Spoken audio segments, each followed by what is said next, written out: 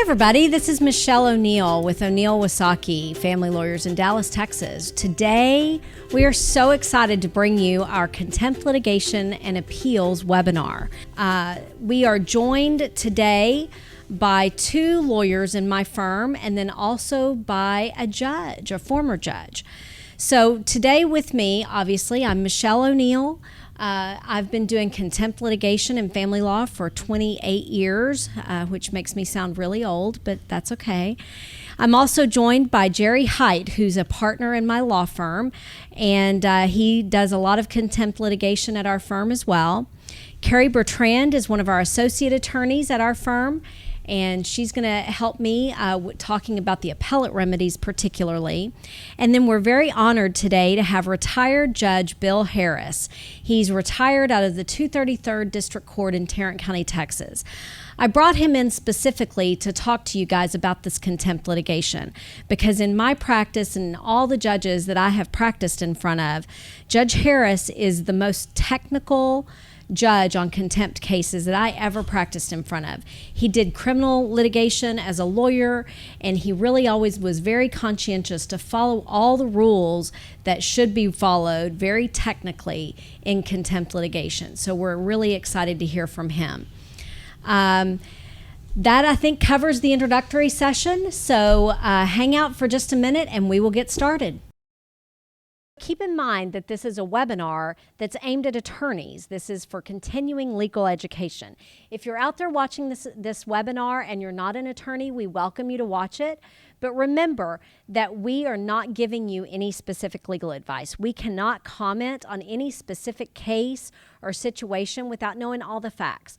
So if you need legal advice, this webinar is not a substitute for legal advice. Please seek the advice of a lawyer as to your specific situation and get specific advice to that. Because if you rely on just what we're talking about here, we're being general, we're talking about general legal principles that may not actually apply to your situation. This is for continuing legal education only, and we cannot create an attorney-client relationship just through the video camera. Okay? Thanks. Welcome back, everybody. This is Michelle O'Neill with O'Neill Wasaki Family Law. So here we go. The first topic that we're going to present to you today is contempt as an enforcement remedy. So this is going to be a pretty general overview of contempt and enforcement remedies from kind of the 1,000-foot level. And then the other presentations will dig in a little deeper. All right, everybody, so let's get started. Contempt as an enforcement remedy. I think a lot of times people confuse the words contempt and enforcement. So Judge Harris, if you don't mind kicking us off here, let's talk about what's the difference between the term enforcement and the term contempt. Well, I think enforcement is a very broad area. It entails use of contempt, post-judgment orders, all sorts of things that are available under Texas law to enforce a judgment. But contempt in the family law context, particularly in the enforcement of support and possession access orders, is the most effective because it's the scariest to people because criminal contempt can put you in jail up to 180 days per violation and be fined $500 per violation. So that's the sort of thing that gets people's attention more so than perhaps a writ of execution or something like that. So what are some other remedies for enforcement that aren't contempt, just so we can draw those distinctions? Well, if you have a judgment, particularly a child support judgment, a child support judgment never goes away. It's one of the few judgments in the law nationally that you cannot shake. So a child support judgment is they'll collect it even after you die. Mm-hmm. Under Texas law, we have the turnover statute where you can have a receiver appointed to require the person you're enforcing against to turn over non-exempt property and you have what's called a charging order, in which you can actually force a partnership or a limited liability outfit to turn over a partner's share as a collection tool. So there's a variety of things you can use, but contempt, I think, is by far the most serious, commonly scary. used. I like that, scary. Yeah. Jerry, are there other enforcement remedies that you can think of besides the ones we've talked about so far? In property, there's specific performance. You can, if there's a provision, for instance, requiring that one party sign off on a transfer of property or physically deliver property, then you can have the court require them to specifically perform that act at a date and time certain. And if they say, well, I don't have the property, it's gone, then the court is empowered to grant them a money judgment for the value of whatever property that's magically disappeared since the entry of the decree. And then in regards to possession, you can, of course, always order makeup time. Right. So, Carrie, are there any others that you can think of? Like, especially in the child support realm, there's some other avenues that you can use to get compliance that don't involve a deprivation of liberty. Right. I think they can restrict your ability to renew your driver's license or other professional licenses. They can capture your tax return funds at the state level. I've had clients call in and say, I don't know where my refund went. I'm like, oh, do you have a child support judgment? Guess where it went. Exactly. They can garnish your bank account. They can get pretty aggressive, and like I said, it doesn't go away. So I can tell you, when the legislature passed the statute on the licensing, particularly hunting license, you will be astounded how much compliance we got from the people who wanted to go out and want to go dove hunting and deer hunting. Dove and deer hunting. It was. Well, I mean, it is Texas. We have our priorities, right? I mean, we do have our priorities. That's right. All right, so in order to be enforceable, so we've talked about enforcement as the umbrella remedy. We've talked about the different types of remedies that are available for contempt, contempt being one of them, but also the other types of remedies that are available for enforcement. So in order to enforce an order by contempt, Judge Harris, what are the basic requirements that an order has to have in order to be enforceable by contempt? Well, the requirements under Texas law have been set out by a line of appellate cases that define what you have to have. In a nutshell, the order has to be clear and specific. It has to command someone in order language. It has to have language that says this, that conveys an order as opposed to a condition or something like that. It has to be valid, and there's a lot of ways for orders can turn out to be not valid. But the clear and specific nature of it is where there's a lot of Texas cases. The Slavin case says has to be clear and specific. There's a case, I can't remember the case name, that says if it orders a person to do two different things and they do neither, they can't be held in contempt. There's just a lot of the little variations on that. But the biggest thing is clear. Most of these things fail on being clear and specific. Yeah. I had the Dupree case many years ago, 2003. That was actually the first seminal case on whether you can enforce contractual alimony by contempt. And one of the things that was interesting about that case, and there have been some cases since then that talked about kind of a similar issue, but in that case, instead of saying it is ordered, it said the parties agree that blah, blah, blah. The parties agree that blah, blah, blah. And so that was one of the issues that the court pointed out, that took it out of contempt land, even if it had been Chapter 8 maintenance, which they determined that it was contractual alimony and therefore not contemptible. But even if it had been Chapter 8, the fact that it did not have order language was a key. So order language is obviously kind of a bottom line, right? Of having a clear and specific order, and then having, like, spelling out the obligation. In other words, it can't just say, something vague about what you're supposed to do. You actually have to have the time, place, specifically laid out as to what you're supposed to do. So, Carrie, you read the Slavin case before we got on air. So, talk about the Slavin case. That's always the main one that we quote, just almost like everybody ought to know it. But I think sometimes, we shortcut around things. So, tell me about the Slavin case. So the Slavin case, there were 3 children, and the father was ordered to pay child support, and the child support language basically said that he would pay the child support every month as long as the children were above the age of 18, or under the age of 18, sorry. And so it was unclear as to when the child support would end, because as long as all of the children were under 18, he would continue to pay the child support, but it didn't say that he would continue to pay it for each child for that entire time. So I think he stopped paying it after the first child turned 18 and decreased the amount by agreement with the mother. And then she filed for enforcement, wanting to enforce the full amount. Okay.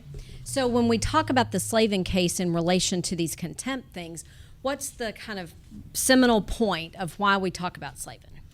Well, as he was saying, that the clarity and the specificity of the language is very important. I went through Slavin. I pulled out all the different verbiage they used to describe how the order needed to be worded. Clear, specific, unequivocal, may not mislead the parties, must state the details of compliance, like you said, unambiguous, precise. It has to inform the person of the acts for which they're being restrained from doing. If there's restraint language in there, there must be a measure of certainty. The order is too indefinite to be enforced, it's void. So, like you said, there's a history of case law that they kind of piled into Slavin that, led to all of this, why the order has to be so specific, and it comes down to like a due process issue. Like, you have to know what you're doing wrong, and it has to be clear and unambiguous before it can be enforced against you by contempt. So the most common types of orders that are enforced by contempt in the civil world, in our family law civil area, child support obviously is the one that comes to mind. Possession schedules can be enforced by contempt. Medical support can be enforced by contempt. There's a lot of orders that cannot be enforced by contempt. So let's talk through some of those, and then I'll pose some questions to you guys about whether you think certain things can be enforced by contempt. So, Judge Harris, an award of property or a order to pay a money amount. It has to be money judgment has to be an amount of money in existence at the time the judgment is made. Okay. And the turnover of property, it has to be clear and specific when what property it is. It can't just say turn over the candlesticks. All the living room furniture. Or all the living room. It has to be a clear, specific award. And a lot of times on these, that's a real difficulty with contempt cases. And a lot of lawyers will tell you, experienced family lawyers, and I think that you guys are all experienced enough to know that if you want personal property and things like that, if you don't have it in your possession on the day that the divorce is granted, you will never, ever see it again. So that is the reality, that's right? the reality of the situation. Yeah. So, okay. So an order that says turn over all the living room furniture by a date certain, probably not contemptible. Correct. How specific do you think that needs to be? I think it has to be specific enough where you can identify the individual piece of furniture, like the red couch. The red couch with the, with the green stripe. That might be an ugly couch. But if it's a specific item like the football helmet signed by so and so athlete, that would be something specific. A collection of coins, perhaps. That would be specific. Okay. But it has to be like Carrie was saying. It has to comply with Slavin and all those cases. As to clear language, exactly what you're supposed to do, when you're supposed to do it, things like that. So, Jerry, what about, we see this fairly often, what about when you have a ruling that's like a memorandum ruling, but you don't have the order entered yet, and in the memorandum ruling it tells somebody to do something by a date certain, and the order doesn't get entered by that date certain. Is contempt a remedy for that? No. You need a final order, you need an order, and you need the action for which you're seeking contempt to have occurred after the entry of the order. It's enforceable beforehand, but not by contempt. So let's have a scenario on that, and I'll be curious to get the judge's take on this. So let's say you have a trial and a ruling, and that child support is supposed to start. Let's say the trial was in January, and child support in the ruling is supposed to start by February 1st. And then the order doesn't get entered till mid-February, but the order says that child support started on February 1st, but the order wasn't signed till after February 1st. How do you think that affects child support enforcement for February 1st? And then the second question is, how does that affect child support enforcement for all the dates after the order actually was signed? It's collectible. It's not enforceable by contempt. It's the same situation as, in a lot of the urban counties that have associate judges, you have associate judges' reports. You know what the associate judge's report says. Everybody knows what it says. You can't enforce it by contempt, with an exception. If an associate judge's report is written out specifically to where it contains order language and all this other stuff, there are some cases that say you can enforce those by contempt. And it's the same way with a written rendition from the court.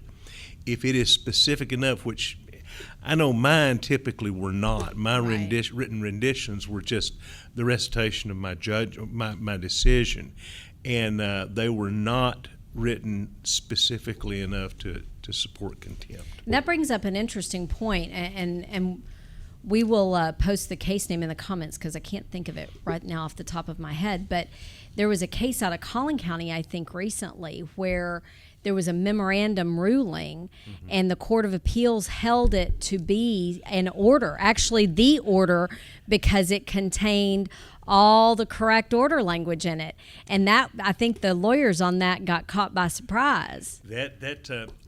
I have in contempt classes I've taught and presentations I've made in the past, I have always opined that is the case. I was not aware of any cases until the Collin County order came down that actually confirmed that, but it's always been my opinion that you could, if the other criteria were there, it was enforceable by contempt. But so many of the renditions, an associate judge's report where it has a fill in the blank and all that, they don't get there. Right. And so one of the things that I think you have to have as distinguishing between a memorandum ruling versus an actual order would be language indicating that this is the order. In other words, if it says in the ruling, if it says, the petitioner is to prepare an order in compliance with the Texas Family Law Practice Manual by a certain date, then that would naturally mean that the judge did not intend it to be the order. Exactly. But if it actually says it is ordered and, signed on and whatever, I think it's probably the order. I think you're right. And obviously outside of contempt litigation, but that creates a problem from an appellate standpoint if a lawyer misses that. Mm-hmm. So let's talk about geo restrictions. I have had a case recently where a party moved outside of the geo restriction, and so there was some questions about what enforcement remedies are available and whether contempt is a remedy that's available for forcing compliance with geo restriction. What are your thoughts on that, Judge Harris? Well, I think that a geographic restriction, my personal opinion, I don't think it's enforceable. It is specific enough to be enforceable by contempt, because the geographic restriction typically says that so-and-so has appointed the primary, or whatever the language is, of the child with the right to establish the child's primary residence in blank county. Well, that is a right, but it is not an order. It doesn't say it is ordered that so-and-so shall maintain the child's primary residence in X county. And, of course, then there's even a trickier deal that I've run into before, and it's a matter of interpretation. But if it says, for example, the order says maintain the child's primary residence in Dallas and contiguous counties. Well, depending upon your interpretation of that, you could be every county in Texas, because all the counties in Texas, all 254, are contiguous to one another. But a lot of the lawyers have gone around that by drafting it to say Dallas and counties contiguous to Dallas. Yeah. So. Very good.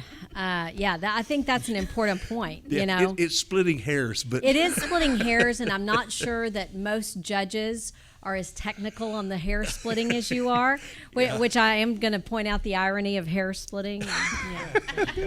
It's not lost on me, Michelle. But I'm not sure that most judges that I practice in front of would split those hairs quite so closely. Yeah. But I think it is a point of interpretation that when it says Dallas County and contiguous counties, that is an imprecise drafting. Where if you say Dallas County and counties contiguous to Dallas County, then it does tighten that up a little bit. I think the biggest thing on domicile restrictions is that the judge is probably going to, at least on a temporary basis, make the person that violates it move back or bring the child back. Obviously under the Constitution, the judge can't make anybody live anywhere, the adults, except the children. But the children, they can. Yeah. And so I think that's typically what your remedy is going to be. So do you think that changing custody is a remedy for enforcement on a geo restriction? I think you sure could be one. Yeah. Interesting, because I think it's an open question. My opinion is that there's kind of a loophole here in the enforcement of geo restrictions, because while I think the judge can order the party to move the children's residence back to the county by a date certain, and then that act could be contemptible. I agree that generally speaking, the geo restriction probably wouldn't be contemptible, but there's a case, I handled a case in Ray MAM, which we'll post the link in the comments, that said that you can't modify an order in an enforcement order. And in MAM, the judge in that case modified the child support in an enforcement order because it wasn't in compliance with the amendments to the statute.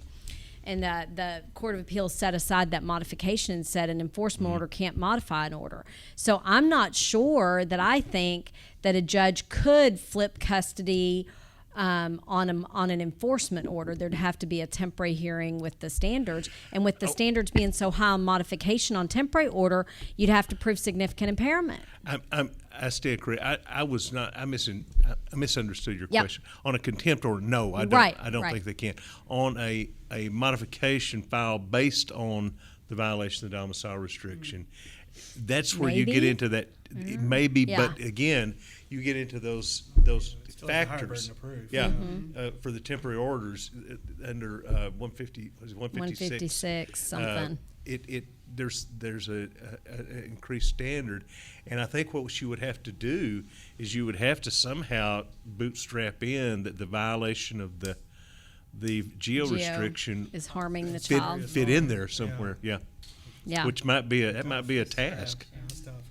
So interestingly, this Hightower case out of Texarkana, September of 2017, this new case basically kind of addressed this point, not on the geo restriction, but this point that we were talking about, that a draft or a proposed order cannot be contemptible. So that's a more recent case that addresses that issue specifically. Speaking of new cases, there's also a brand new case, March 27th, 2019, out of San Antonio, in Ray Caldwell-Bays, B-A-Y-S. We'll post the link in the comments. So that was a standing order case.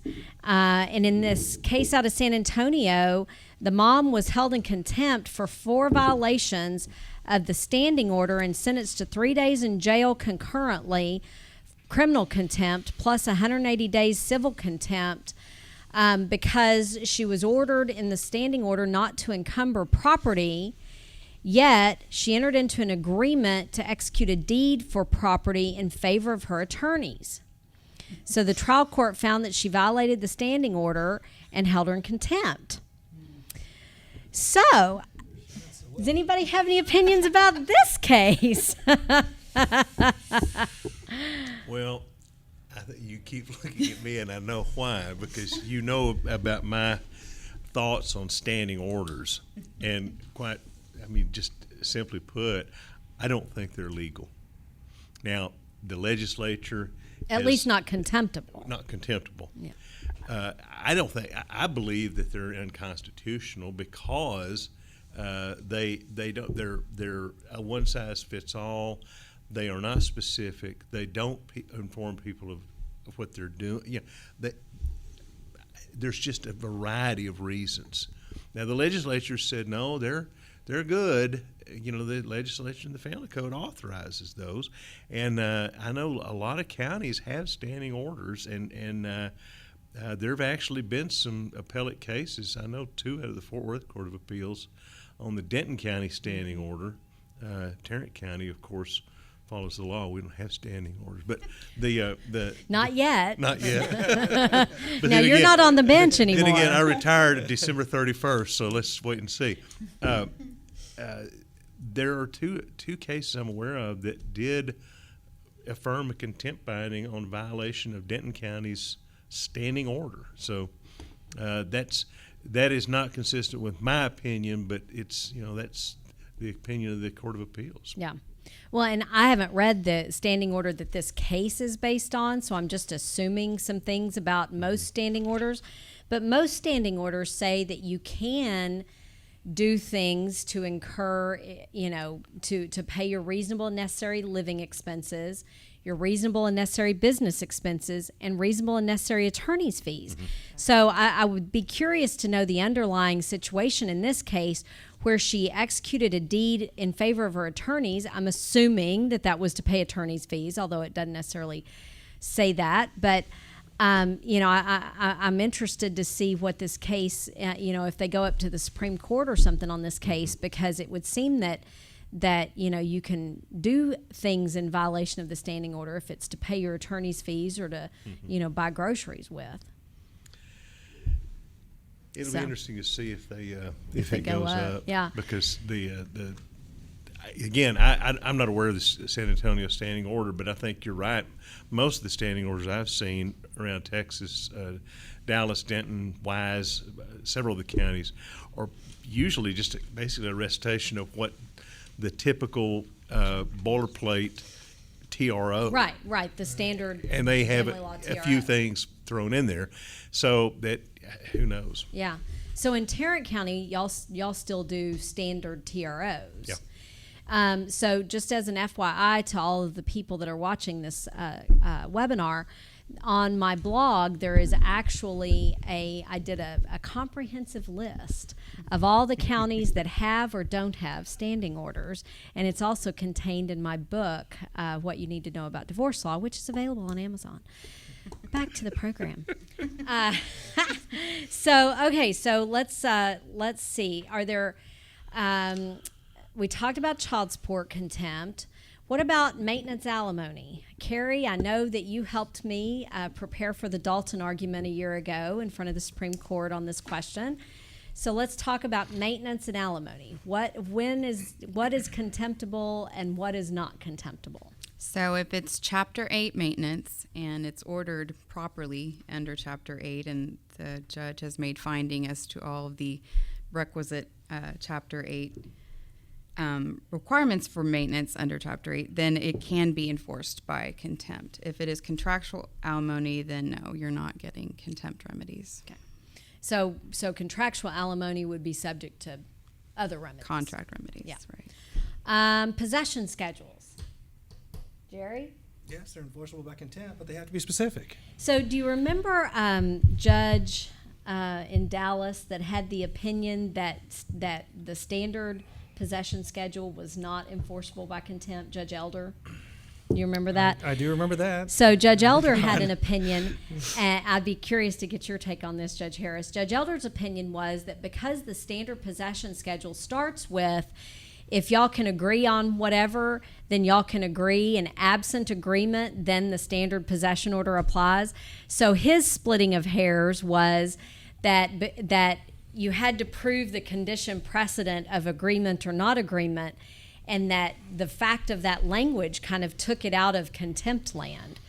I never really subscribed to that opinion, but I thought it was an interesting one. I'm going to have to disagree with Judge Elder on that. I don't think that. I think that is a conditional sort of a thing that, family mutual agreement. Well, it seems to me that family mutual agreement, by definition, if there's not a possession, there's denial of possession. That is, there's no mutual agreement. Right. But it might be a point to ask when you're proving proving up a contempt, to just kind of check that box and say, y'all couldn't agree on this? Well, it No. might be that if you were, if you're alleging and questioning your witness to prove your contempt, perhaps just saying that you attempted to agree on this possession, correct? Yes, I did. And then go from there. All right, so let's kind of fast forward a little bit and talk about the difference between civil and criminal contempt. So civil contempt is coercive in nature. I always like this, or I remember it by, you carry the keys to the jail cell in your own hand. In other words, you're in jail until you do something, and if you'll do it, then you can get out. Criminal contempt it looks backwards and is punishment oriented, and it's not conditioned on performance. So interesting, discretionary good time credit available for criminal contempt, but not civil contempt. Probation and early release, again, available for criminal contempt, but not civil contempt. So, Judge, moving to direct versus indirect contempt. I've been dying to ask you. I did not warn you that I was going to ask you this question, but I've been dying to ask you. In your, how many years as a judge? 24. In your 24 years as a judge, can you tell me how many times you ever held somebody in direct contempt? Or was it so many? Twice. Oh, I was going to say, I didn't think it was very twice, many. yeah. And did you stick with it to the point where it had to have a hearing, or did you kind of do it and then let it up? I held this lawyer in contempt, and I was afraid that she didn't really understand her rights to personal recognizance. So before the bailiff took her away, I said, Miss So-and-so, you do want to exercise your right to make a written request for personal cognizance, don't you? And she said, yes. And I referred the order, released her on recognizance, referred the order to the presiding judge, the 8th Administrative Region, along with my contempt order for referral to another judge for trial de novo. And the judge of the 8th Administrative Region called me and asked me if I was in any particular hurry for a trial setting. And I said I was not. And he said, do we understand each other? And I said, I think we do. And it went away. The lawyer apologized very sincerely.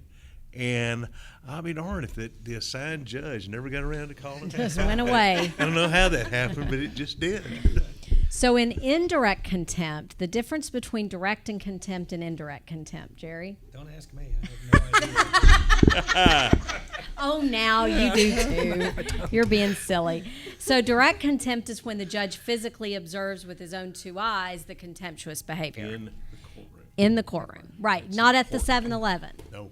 And it's not in the hall outside the courtroom. That's the Bonnie Lee Bell case where Judge Bell was late coming back from lunch, and one of the jurors kind of smarted off to her in the hallway that, say something to the effect he wished he could just be anytime, and she had him brought into the courtroom and held him in contempt. Goodness. And the special court of inquiry said, no, 1,000 times no. It has to be in the courtroom. It has to disrupt the proceedings of the court. I've always told lawyers, if I'm on the bench and you want to talk ugly to me, you tell me you do, and we'll go back to my chamber. And you can say anything you feel like saying, and I'm not going to hold it against you. But if you do it in open court, I have to. Because the difference is, at least the way I always looked at it, is you're not going to hurt Bill Harris's feelings, but the judge of the 233rd has to maintain the decorum of the court. So indirect contempt then is things that happen outside the courtroom, outside the presence of the judge, and that's why due process and notice and fair hearing and personal service and trials have to happen, right? That's it. All right, so I think we're at 30 minutes. We're going to end this session. We're going to take a little bit of a break, and we will come back in a couple of minutes with enforcement, contempt enforcement pleadings, affirmative pleadings, and defensive pleadings. So we'll be right back.